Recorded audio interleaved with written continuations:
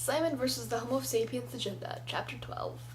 From bluegreen118@gmail.com to hour note-to-note@gmail.com.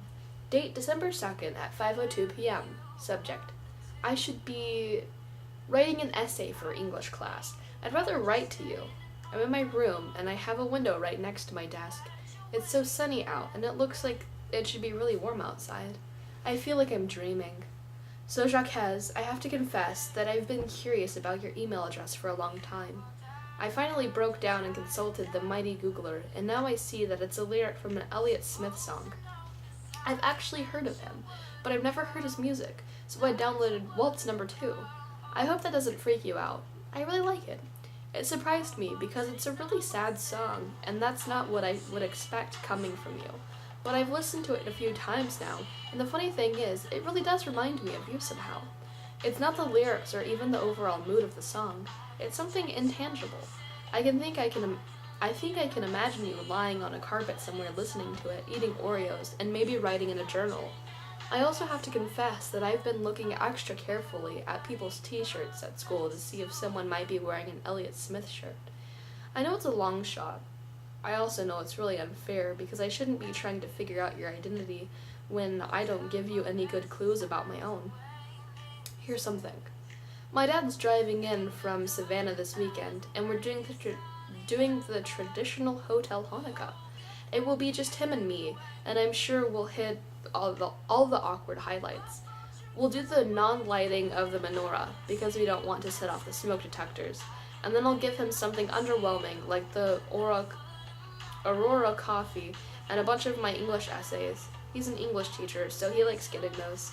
And then he'll have me open 8 presents in a row, which just drives home the fact that I won't see him again until New Year's. And the thing is, I'm actually considering doubling down on the awkward factor and turning the mess into a coming out thing. Maybe I should capitalize that coming out thing? Am I crazy? Blue. From hour note-to-note@gmail.com to bluegreen118@gmail.com. Date December 2nd at 9:13 p.m. Subject: read. I should be Blue. Okay, first things first. How did I not know you were Jewish? I guess this is you giving me a clue, right? I should be looking in the halls for guys in yarmulkes? Yes, I looked up how to spell that, and your people are very creative, phonetically speaking. Anyway, I hope the HH goes well, and by the way, Aurora coffee is totally not underwhelming. In fact, I'll probably steal your idea, because dads freaking love coffee, and my dad will especially go for it because of the little 5 points factor. My dad has this hilarious idea that he's a hipster. So most importantly, Blue, the coming out thing. Wow, I mean, you're not crazy. I think you're awesome. Are you worried about how he'll react? And are you going to tell your mom too? Okay, I'm also very impressed that you Googled your way to Elliott Smith, who's quite possibly the greatest songwriter since Lennon and McCartney. And then everything you said about the song reminding you of me is just so flattering and amazing, I don't even know what to say. I'm speechless, Blue. I'll say this. You were dead right about the Oreos in the carpet, but wrong about the journal. The closest thing I've ever had to a journal is probably you. Now you should go download Oh Well, Okay, and Between the Bars. I'm just saying. I hate to say it, but it's probably a waste of your time to try to figure out who I am by looking at the bands on people's shirts. I almost never wear band shirts, even though I kind of wish I did. I think for me, listening to music is a very solitary thing. Or maybe it's just something people say when they're too lame to go out and live shows. Or to go out to live shows. Either way, I'm basically glued to my iPod, but I haven't really seen anyone live, and then I end up feeling like wearing a band shirt without going to their show would be kind of cheating. Does that make sense? For some reason, the whole thought of ordering some band shirt online makes me feel weirdly embarrassed. Like maybe the musician wouldn't respect it. I don't know. Anyway, all things considered, I agree that this was far more satisfying use of time than writing English essays. You were very distracting. Jacques. From bluegreen118@gmail.com to hour note-to-note@gmail.com. Date December 3rd at 5:20 p.m. Subject: read. I should be Jacques. About you not knowing I was Jewish, I know I've never mentioned it.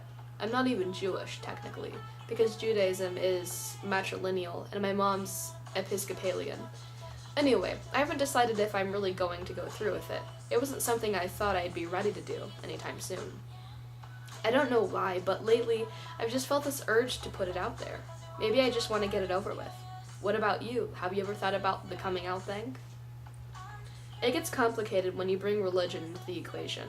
Technically, Jews and Episcopalians are supposed to be gay-friendly, but it's hard to really know how that applies to your own parents. Like, you read about those gay kids with really churchy Catholic parents, and the parents end up doing P-flag and pride parades and everything. And then you hear about parents who are totally fine with homosexuality, but can't handle it when their own kid comes out. You just never know.